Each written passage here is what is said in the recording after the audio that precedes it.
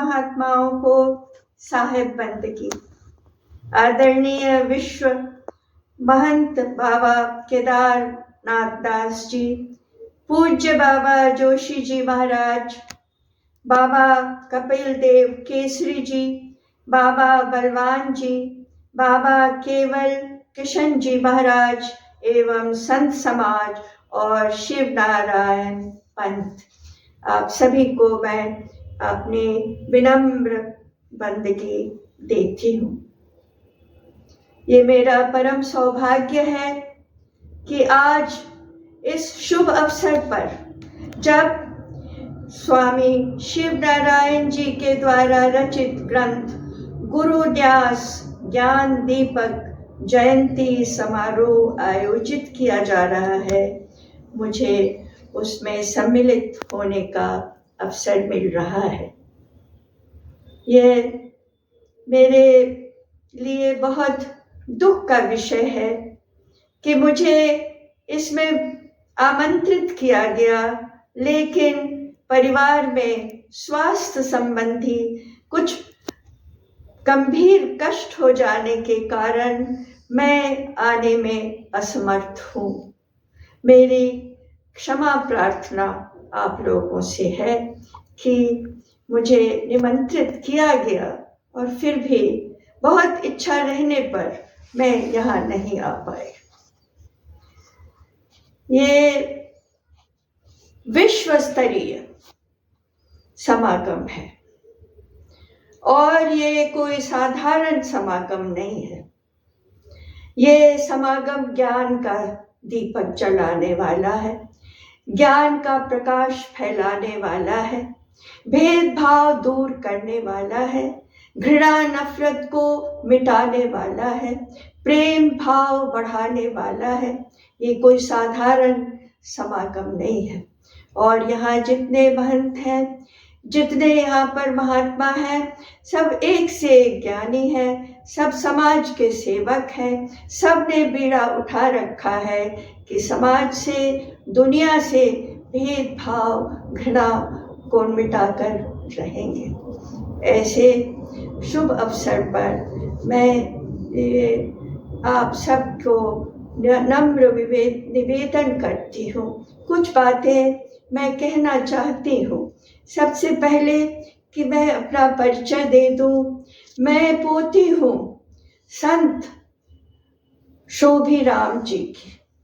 संत शोभीराम जी सर्वमान्य संत थे, सबने उनको संत माना और वो महंत थे, शिव नारायण स्वामी पंथ के महंत थे। पैदल चंदवा गांव से वो अपने शिष्य पूजीराम के साथ यहाँ बलिया जिला में चंद्रवार में आए, दुख हरण मंदिर में अपना मस्तक नवाने के लिए। और यहाँ से लौटकर, उस समय ये मैं बात कर रही हूँ 19वीं सदी के अंत की, 20वीं सदी की भी बात नहीं कर रही हूँ मैं, 19वीं सदी के अंत की बात कर रही हूँ कि यहाँ से लौटकर, बलिया से लौटकर नंगे पैर वो आए थे पैदल। उन्होंने इसके विषय में सबको बताया। सबसे बड़ी बात उन्होंने ये बताई कि स्वामी शिव नारायण जी ने अपने बहुत ही अल्प आयु में, 16 वर्ष की भी आयु जब नहीं थी, तो उन्होंने स्वप्न में दुख हरण जी को देखा। उन्होंने उनका नाम रखा दुख हरण। तो दुख हरण के बारे में मेरे दादाजी ने बताया। मैं उन्हीं की पोती हूँ। जब वो महंत नहीं रहे, उनका वो स्वर्गवास हो गया, तो उनके बड़े पुत्र और मेरे पिताजी के बड़े भाई संतलाल जी महंत बने। ये मैं कहना चाहती हूँ कि मेरी दादी जी जो थी, वो भी इस संप्रदाय में, इस पंथ में दीक्षित थी और बहुत भक्ति भाव से निर्गुण भजन स्वामी शिव नारायण के गाया करती थी। उनका जब देहावसान हुआ तो बहुत विशाल और भव्य गादी लगवाई मेरे बाबूजी ने और निर्गुण भजन गाए गए। तो मेरे पिताजी के बड़े भाई संत लाल जी महंत बने। उनके न रहने पर सबका आग्रह था कि मेरे पिताजी महंत पद संभाले, लेकिन बाबूजी ने कहा कि महंत बनने के लिए, इसके गुरु बनने के लिए, इसमें ध्यान लगाने के लिए आत्मा को शुद्ध करना बहुत आवश्यक है। आत्मा जब शुद्ध हो जाए तभी इस पद को संभालना ठीक रहता है। उन्होंने कहा कि मैं बचपन से ही स्वतंत्रता संग्राम सेनानी रहा और मैं राष्ट्र निर्माण के कार्य में लग गया हूँ, समाज में समता लाने के कार्य में लग गया हूँ, इसलिए ये कार्य मुझे न दे करके ऐसे महानुभाव को, ऐसे महात्मा को सौंपा जाए जिन्होंने अपना पूरा जीवन अपने आत्मा को, अपने सोच को शुद्ध करने में लगाया है। लेकिन इसका ये अर्थ नहीं कि हमारे परिवार में स्वामी शिव नारायण के प्रति भक्ति भाव में जरा भी कमी आई। हमेशा गादी लगाई जाती थी, बहुत बहुत उत्साह के साथ, बहुत प्रेम के साथ, बहुत सद्भाव के साथ गादी लगती थी, निर्गुण भजन गाए जाते थे। संत शरण गुरु अन्यास से जो महंत थे वो पढ़कर भक्तों को सुनाते थे। फिर मोहन भोग का प्रसाद तैयार होता था, जिसकी आरती उतारी जाती थी रात के समय, और वो सबको बंटता था। तो ये हमेशा होता रहा है हमारे घर में, हमारे परिवार में। मैं बहुत विनम्र भाव से ये कहना चाहती हूँ कि मैं ऐसे महापुरुषों के परिवार में मेरा जन्म हुआ है। मैं उनकी चरण की धूलि के कण के बराबर भी नहीं हूँ, मगर फिर भी मुझे ये आत्मगौरव है कि ऐसे उच्च विचार वाले पंथ की जो परंपरा है उससे मैं संबंधित हूँ और जुड़ी हुई हूँ। मैं ये भी कहना चाहूँगी कि संत शरण जो धर्म ग्रंथ है वो, और गुरु अन्यास, मेरे दादाजी, क्योंकि उस समय तो प्रिंटिंग प्रेस यहीं बड़े बड़े शहरों में ही होता था, कलकत्ता में होता था या बड़े शहरों में, गांव में या छोटे कस्बों में प्रिंटिंग प्रेस नहीं होता था।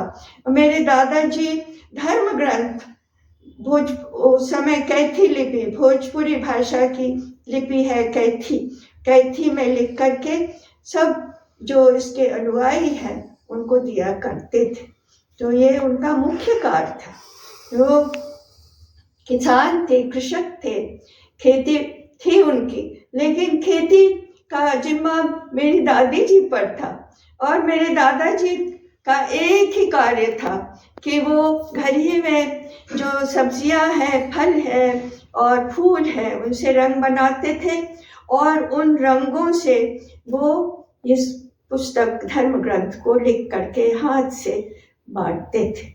तो ये एक धर्म ग्रंथ मेरे पास सुरक्षित है, 100 वर्ष से भी ज़्यादा पुराना है वो, और वो हमारी अमूल्य निधि है। और मैं धन्यवाद देना चाहती हूँ कि मैंने जोशी महात्मा जी को मैंने आग्रह किया कि ये कैथी में लिखा है, इसका आप देवनागरी लिपि में अनुवाद करवा दीजिए। तो उन्होंने करवा कर दिया है। अब मैं उसे छपवाना चाहती हूँ और मैं उसको अलग अलग भाषाओं में भी उसका रूपांतरण करके छपवाना चाहती हूँ, क्योंकि शिव नारायण स्वामी पंथ को मानने वाले विभिन्न देशों में हैं। लोग अंदाजा नहीं लगा पाते हैं, आश्चर्यचकित रह जाते हैं कि कितने देशों में इस पंथ को मानने वाले लोग हैं, उच्च विचारों की पूजा करने वाले लोग हैं। तो इसलिए मैं चाहती हूँ कि मैं धर्म ग्रंथ को विभिन्न भाषाओं में इसका रूपांतरण, अनुवाद करा करके उसको लोगों को दूँ।